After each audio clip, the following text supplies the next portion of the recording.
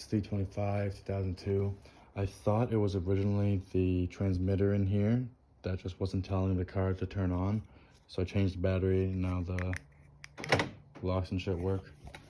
I just can't get it to start. I was trying fucking around with the clutch safety switch, didn't really want to, but every time I turn it on it gives me solid like fuel pump noises and everything. But listen,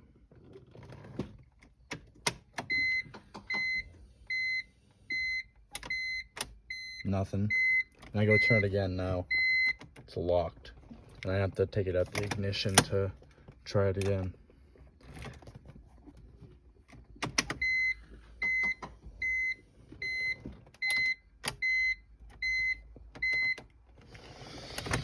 That clicking you heard back there is just the, like that knocking is the convertible motor